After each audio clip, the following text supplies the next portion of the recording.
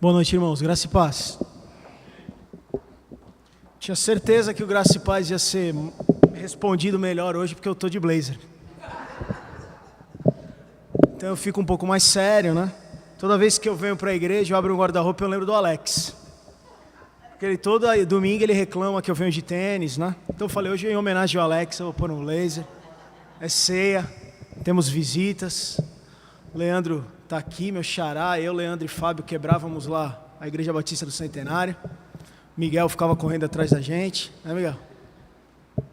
Mas é um culto onde nós pudermos, além de louvar o Senhor, orar, porque nós temos realmente dificuldades, o mundo nos reserva aflições, foi o que Jesus disse em João, mas ele também disse para que a gente possa ter bom ânimo, e nessa noite talvez seja um culto para que o nosso bom ânimo seja renovado, para que a nossa esperança, para que a nossa memória seja renovada. E é importante nós olharmos essa mesa nessa noite, nós refletirmos sobre algumas coisas de maneira bem rápida. E é importante lembrarmos que a refeição, o simples fato de comer o pão, de beber o cálice lá nos dias de Jesus, era algo que era usado também como um meio de evangelização. E Jenny Peterson diz, um dos principais meios de evangelização que era usado por Jesus foi a refeição. E se nós olharmos para Lucas, nós vamos ver em alguns versículos que Jesus era alguém que era visto comendo bastante. E me admira nenhum desenho, nenhuma pintura de Jesus ser um cara gordo, porque Jesus comia bastante. Lucas 7,34, alguém diz, ele é um glutão e bebedor de vinho, ele é amigo de publicanos e de pecadores.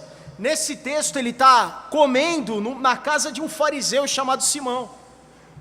Em Lucas 10, 39 a 42, ele está comendo mais uma vez junto com Lázaro, junto com Maria e Marta lá em Betânia. Em Lucas 14, ele está também mais uma vez comendo com um dos principais dos fariseus, o que assustava muitas pessoas, porque, querendo ou não, Jesus tinha a intenção de estar junto com qualquer pessoa. Jesus não fazia nenhum tipo de diferenciação. Em Lucas 19 ele come na casa de Zaqueu, e Zaqueu era um homem de muita má reputação em Jericó. Zaqueu era um cara muito mal visto, porque Zaqueu era alguém que colhia impostos, e muitas vezes conhecido como alguém que era infiel, que era alguém que passava as pessoas para trás. O cálice e o pão, então, que nós olhamos nessa noite, eram elementos que eram comuns das refeições naquela época, das refeições que Jesus participou. Porém, em Mateus 26, versículo 20, e versículo 26 e 28, você pode abrir comigo, Jesus transforma esse simples pão e esse cálice numa experiência, em algo novo para aqueles discípulos. Mateus 26, eu vou ler o versículo 20, e depois eu vou ler do 26 ao 28, e versículo 20 de Mateus 26 diz o seguinte: ao anoitecer, Jesus estava reclinado à mesa com os 12. Enquanto comiam, Jesus tomou o pão, deu graças, partiu e o deu aos seus discípulos, dizendo: tomem e comam, isto é o meu corpo. Em seguida tomou o cálice, deu graças e o ofereceu aos discípulos, dizendo: bebam dele todos vocês, isto é o meu sangue da aliança, que é derramado em favor de muitos, para perdão de pecados. Nesse momento Jesus transforma uma simples refeição, um simples pão e um simples cálice, numa experiência diferente. No paralelo desse texto, em Lucas 22, versículo 15, na versão A Mensagem, o texto diz assim: Jesus dizendo, vocês não fazem ideia de quanto desejei comer esta ceia com vocês, antes de começar o grande sofrimento da minha missão. Jesus estava desejoso, Jesus estava ansioso por esse momento que viria a ser a última ceia, a última refeição de Jesus com os seus discípulos. Era oportunidade para que Jesus relembrasse mais algumas coisas que durante todo aqueles 3 anos de ministério Jesus pôde mostrar para os seus discípulos. Jesus tinha oportunidade durante a refeição ali de relembrá-los de algumas coisas.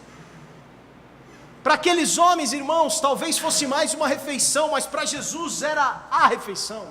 Para Jesus era a ceia, era o momento que Jesus ansiou por isso, irmãos. O valor dessa experiência que nós vamos ter hoje, e a experiência quando nós estamos junto com os nossos irmãos, quando nós lembrarmos de Cristo, o valor depende do estado que o nosso coração se encontra. O nosso coração, como nós chegamos aqui nessa noite, com dificuldades, com tribulações, nós oramos por isso, para que você pudesse estar nesse momento com o teu coração aberto, e que não fosse mais uma ceia, a ceia de outubro, mas que realmente fosse a ceia, para que realmente fosse um momento importante, um momento diferente, para que nós pudéssemos ser remetidos ao sacrifício que Jesus fez na cruz por nós. A ceia então, irmãos, é uma das duas ordenanças que Jesus deixou para nós, a outra é o batismo, e baseado nisso, Paulo nos instrui lá em 1 Coríntios 11, sobre a ceia, e uma coisa que Paulo fala no versículo 25, ele diz, vocês precisam participar e fazer isso em memória de Cristo. Vocês precisam participar desse momento e fazer isso em memória de Cristo. O que fazemos nessa noite como igreja, irmãos, é trazer à memória o sacrifício de Cristo, não como mais um momento, irmãos, mas como o momento, porque nós vamos comer esse pão e beber esse cálice nessa noite, e vamos lembrar que nós não somos dignos, nós vamos lembrar que nós fomos alcançados por esse sacrifício, nós vamos lembrar que o sangue de um justo, o sangue do Cordeiro Imaculado foi derramado naquela cruz, por mim e por você. Por isso, irmãos, é extremamente sério e importante que nós possamos participar da ceia com o coração preparado, nós possamos participar da ceia com entendimento. Nós não podemos, é muito grave, traz condenação, é o que diz o texto de Paulo em 1 Coríntios 11, se nós tomarmos e recebermos e participarmos da ceia de maneira descuidada. Mas o que eu quero com você nessa noite tratar rapidamente é que nós precisamos lembrar. Nós precisamos lembrar, irmãos. Nós fazemos isso em memória de Cristo nessa noite. Mas isso não pode ser somente, como eu disse, mais uma ceia. Mas essa memória desse sacrifício precisa nos acompanhar durante toda a nossa vida. A memória desse sacrifício precisa ser aquilo que vai gerar as nossas ações, aquilo que vai permear as nossas ações, para que em todo momento nós possamos lembrar do sangue derramado por nós naquela cruz. E o primeiro lembrete para nós, irmãos, nessa noite é que Jesus bebeu do fel amargo de uma taça. Jesus bebeu um cálice muito complicado. Para aqueles discípulos naquela noite, aquele cálice podia ser doce, podia ser um cálice de alegria, eles estavam celebrando a Páscoa, uma festa, porém para Jesus, o sabor naquela noite era diferente.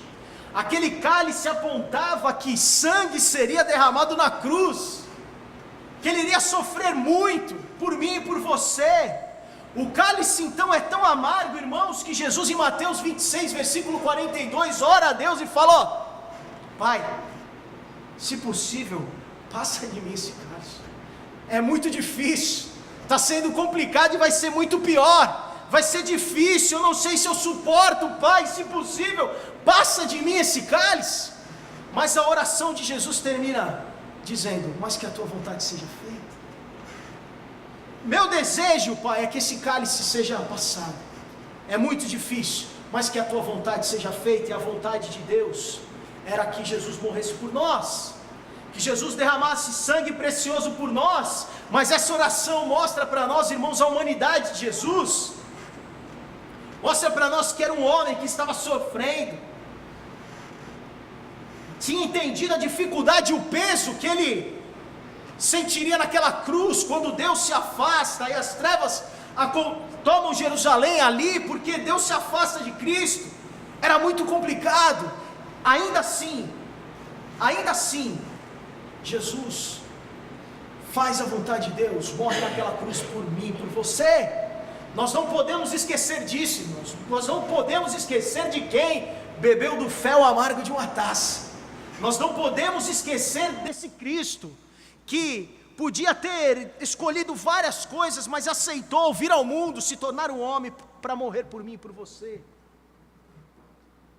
E quando Cristo aceita esse desafio, irmãos, nós precisamos lembrar nessa noite, que esse desafio é aceito, irmãos, porque nós, eu e você, nós valemos mais do que o mundo inteiro, irmãos. Nós valemos mais do que ouro, nós valemos mais do que prata, nós valemos mais do que todas as coisas. Jesus sai do deserto e ele encontra Satanás em Mateus 4. E o diabo então leva Jesus a um monte muito alto e fala: ó, está vendo todos esses reinos aí, está vendo tudo, todos os reinos do mundo e o seu esplendor, tudo eu te dou, se você se prostrar e me adorar. Essa foi a proposta de Satanás para Jesus, e Jesus falou: vai embora, sai fora, eu não troco o meu sacrifício, eu não troco o amor que eu sinto por cada uma dessas pessoas. Jesus não trocou o amor que ele sente por mim e por você por nada, nem por todos os reinos do mundo, nem por ouro, nem por prata. Nós valemos muito mais, irmãos, nós valemos muito mais. Isso foi provado lá naquela cruz. Jesus, o Filho de Deus, morreu por mim e por você. Jesus teve a oportunidade de trocar eu e você. Na verdade, Jesus podia ter negado vir até a terra. Na verdade, Jesus podia ter trocado, então, o sacrifício por todos esses reinos. Jesus podia ter orado: Pai, passa o cálice de mim, eu não aguento, eu não quero, passa. Jesus falou: não, faça a tua vontade. A vontade de Deus foi feita. Por isso que eu e você estamos aqui nessa noite, por isso que eu posso estar aqui, que nós podemos cantar, louvar e celebrar a Cristo, porque fomos alcançados por tão grande amor. E Jesus nunca deixou de revelar esse amor. Jesus nunca deixou de demonstrar esse amor durante toda a história da palavra, da Bíblia, a história do cristianismo, a nossa história. Deus não deixa de revelar o amor por nós. Você pode ter dificuldade, você pode estar passando por momentos difíceis, mas eu tenho certeza que se você fizer o exercício agora junto comigo, você vai lembrar quanto amor, quanto amor. E se você não lembrar de nada, olhe para a mesa e lembre do sacrifício de Cristo, irmãos. Lembre do sacrifício de Cristo. Paulo, em Efésios 3,18, na sua carta a Efésios, ele nos lembra um pouquinho do tamanho desse amor. Ele fala: para que assim, junto com todo o povo de Deus, vocês possam compreender o amor de Cristo, em toda a sua largura, comprimento, altura e profundidade. E a largura então desse amor, irmãos, ela abrange todos nós, todos nós fomos alcançados. O comprimento desse amor, irmãos, abrange todos os tempos. Ele nos amou, Ele nos ama hoje, Ele nos amou no passado, Ele vai nos amar para sempre, eternamente. Enquanto eu e você respirarmos, Deus nos ama. Independente de você ser corintiano, santista, são paulino, palmeirense, não importa, Ele nos ama, Ele me ama, um corintiano me ama. A altura desse amor, irmãos, se estende até o céu, para buscar, para trazer o Filho amado, que se esvaziou de toda a sua majestade, é o que diz Filipenses 2, versículo de 6 a 8, fez com que esse Cristo pudesse vir aqui, para morrer por mim e por você. A profundidade desse amor, irmãos, ele é tão profundo que Jesus suportou todas as coisas para que ele pudesse morrer naquela cruz. 1 Pedro 2, 24 diz: ele mesmo levou em seu corpo os nossos pecados sobre o madeiro, a fim de que morrêssemos para os pecados e vivêssemos para a justiça. Por suas feridas vocês foram curados. Temos vida porque ele morreu. Temos paz porque ele passou momentos difíceis.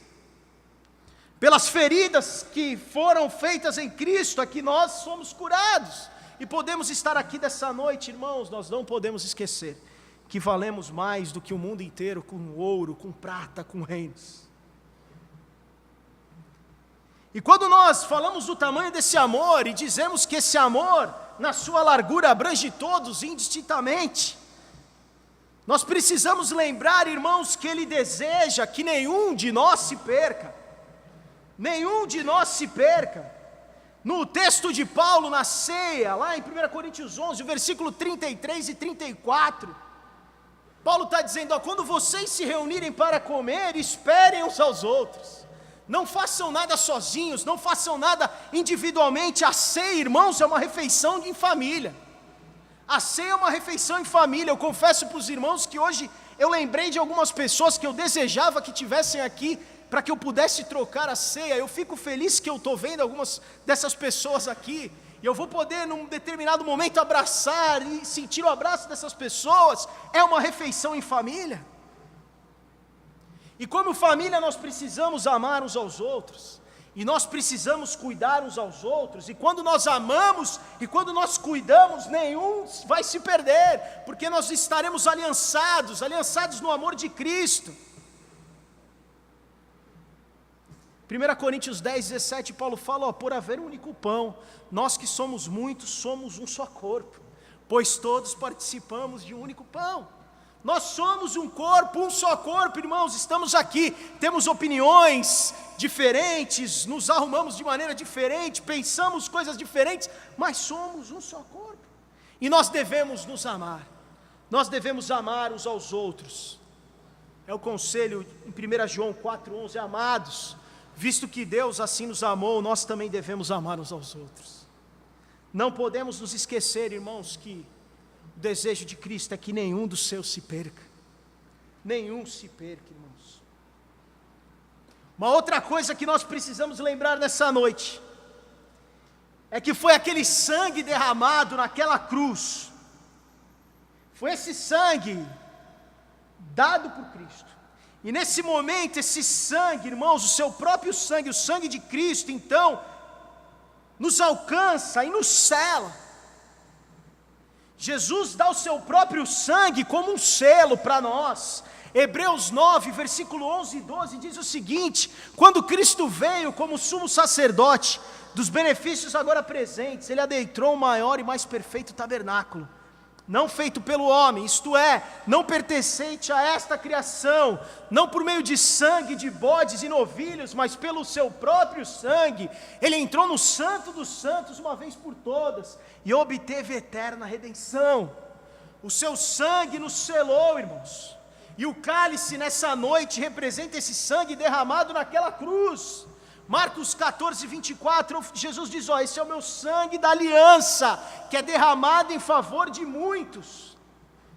A morte de Cristo, então, irmãos, é o cerne de tudo que nós temos como cristãos, diferente da lembrança que temos da morte de entes queridos, de pessoas que não estão mais aqui, é diferente. Nós precisamos sim olhar a morte de Cristo, porque não é a vida de Cristo, nem os seus ensinamentos que salvam os pecadores, mas foi a sua morte e ressurreição no terceiro dia, que faz com que eu e você possamos nos imaginar que nós somos salvos, fomos alcançados com tão grande salvação. É pela morte de Cristo então que nós temos vida. É pelo sangue que foi derramado que nós temos vida. Nós olhamos essa mesa, lembramos da morte de Cristo. Isso poderia nos trazer tristeza se nós não lembrarmos que no terceiro dia Ele ressuscitou. A morte não pôde detê-lo, o diabo não pôde detê-lo. Ao terceiro dia Ele ressuscitou e vive está. Nós podemos celebrar isso nessa noite, quando olhamos aquela mesa. Foi o nosso substituto, quitou a dívida que nós tínhamos, não devemos mais nada.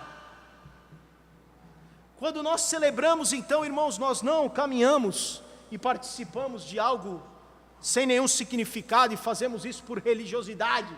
Não, nessa noite nós fazemos isso por fé. Nós fazemos isso com entendimento, com o coração cheio, sabendo que é a oportunidade que nós temos nessa noite de celebrar a ceia do Senhor. Não mais uma ceia, mas a ceia do Senhor. Esse sangue então, irmãos, derramado, que é a marca, esse selo é a marca que nós temos, que nos garante vida, que nos garante que através da graça nós podemos participar, através da graça nós podemos celebrar, através da graça nós podemos cantar. Lembre-se então, irmãos, de quem nos deu o próprio sangue como um selo. Jesus nos deu o seu próprio sangue como selo. Nós precisamos lembrar também, irmãos, que o sacrifício de Cristo permanece sobre todos nós para sempre. Nós precisamos ter essa consciência nessa noite. Nós amanhã não teremos oportunidade de participar da ceia, nós só teremos oportunidade de participar da ceia daqui a um mês, mas ainda assim, o sacrifício de Cristo permanece sobre nós, o sacrifício de Cristo permanece nas nossas vidas, por isso que nós precisamos lembrar, não só hoje, irmãos, não quando olhamos a mesa, não quando pegarmos o pão e o cálice, mas no nosso dia a dia nós precisamos lembrar, nada precisa ser renovado, o selo que foi dado pelo sangue de Cristo permanece em nós para sempre, nós somos comprados lá naquela cruz, irmãos, a dívida foi paga.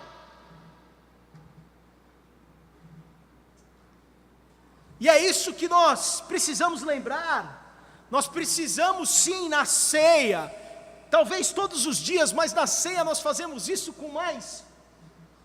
talvez com mais importância, nós precisamos renovar a nossa compreensão, nessa realidade da salvação, irmãos, não esqueça disso, que aquele sacrifício é vivo e permanece sobre todos nós para sempre. Nós precisamos lembrar também, irmãos, é a última lembrança dessa noite, que aquele que desceu, aquele que veio até aqui, morreu por nós, é o mesmo que subiu, e Ele vai voltar, e Ele nos levará para sempre. O versículo 26 de 1 Coríntios 11, Paulo está dizendo, vocês comem e bebem, porque quando vocês fazem isso, vocês anunciam a morte de Cristo até que Ele venha.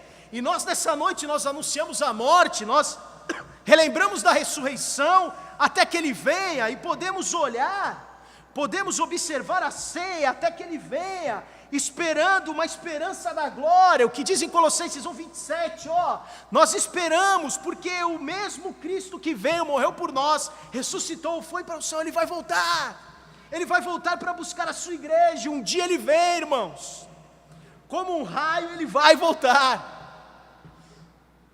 Nós precisamos ter os olhos, irmãos, voltados para a eternidade, nós precisamos olhar e ter essa esperança, irmãos, que um dia, por causa desse sacrifício, por causa da graça que nos alcança diariamente, irmãos, nós seremos resgatados, Cristo vai voltar.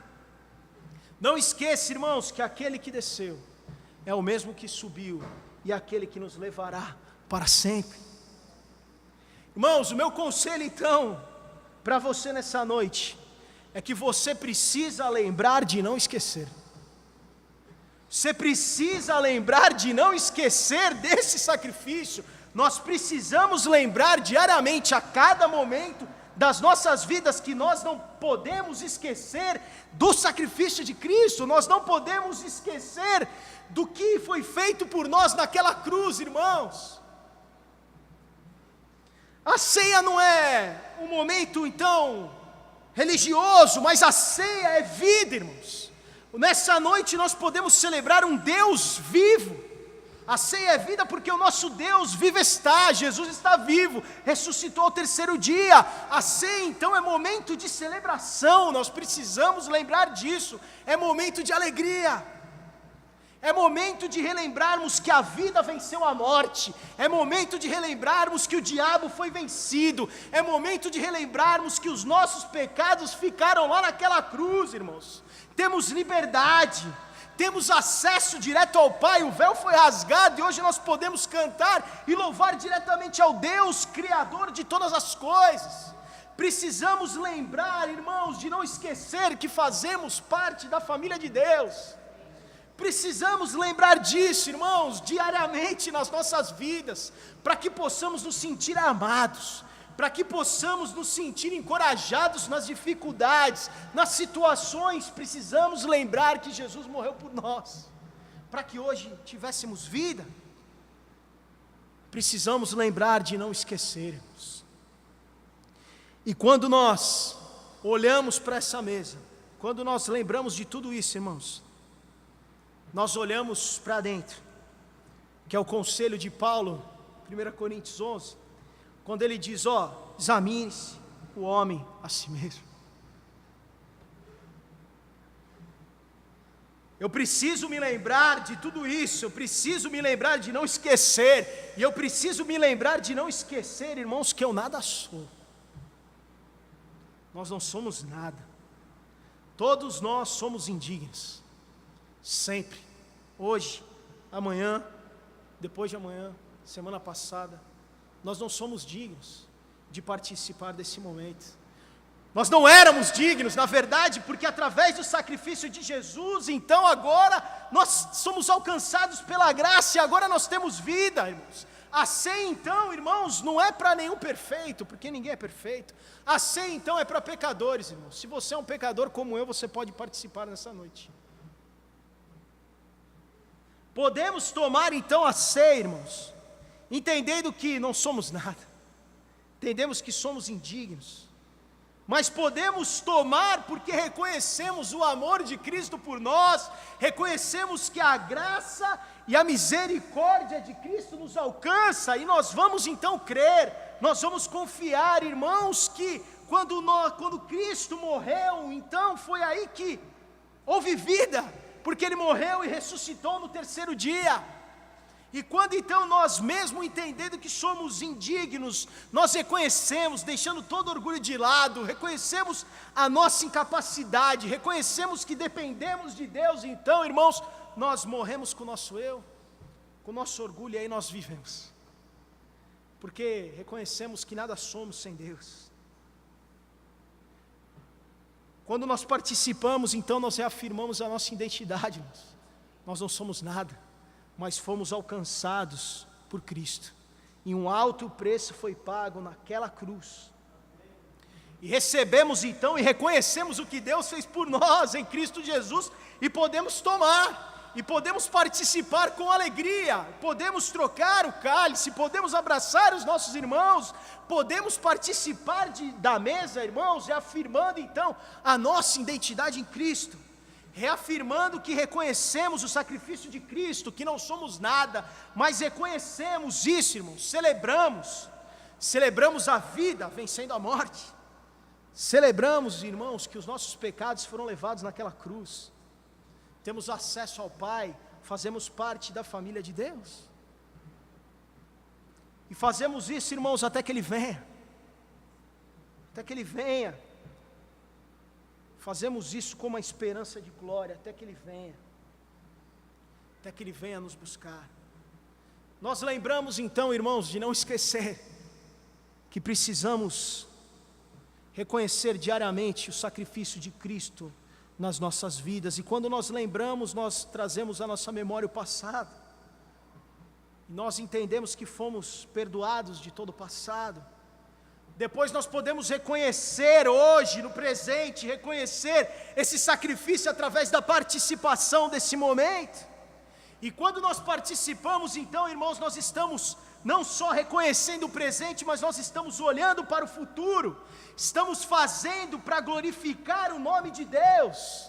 Estamos fazendo para a honra e glória do Senhor, porque quando participamos, reconhecemos que somos pecadores, alcançados pela graça, e o sacrifício de Jesus, então, traz para nós a nossa identidade, e aí podemos glorificar, porque esse é o significado da ceia. Somos indignos que participamos, porque graça e misericórdia nos alcançam diariamente, porque reconhecemos o sacrifício de Jesus e temos uma esperança, olhamos e aguardamos e esperamos. Toda a honra e toda a glória sejam dadas a Deus por isso, todo louvor, toda adoração. Na ceia então, irmãos, nós assumimos o nosso lugar num mundo extraordinariamente generoso de salvação. Nós olhamos e falamos, cara, nós somos salvos, nós não merecíamos, mas nós somos salvos, generoso em salvação, abundante em graça, participamos, recebendo, irmãos, e percebendo a vida sacrificada de Cristo no pão e no vinho, lembrando então e anunciando a morte de Cristo até que Ele venha. Podemos nessa noite anunciar a morte de Cristo até que Ele venha. Quem pode participar então, irmãos? Primeiro, aqueles que se acham não, aqueles que são pecadores. Todos somos, fomos alcançados por tamanha salvação. Mas entendemos também, baseado, irmãos, em todos os textos que nós conhecemos sobre a ceia, que isso é um momento da família de Deus. E quem faz parte da família de Deus é aquele primeiro que aceitou Jesus como seu único e suficiente Salvador.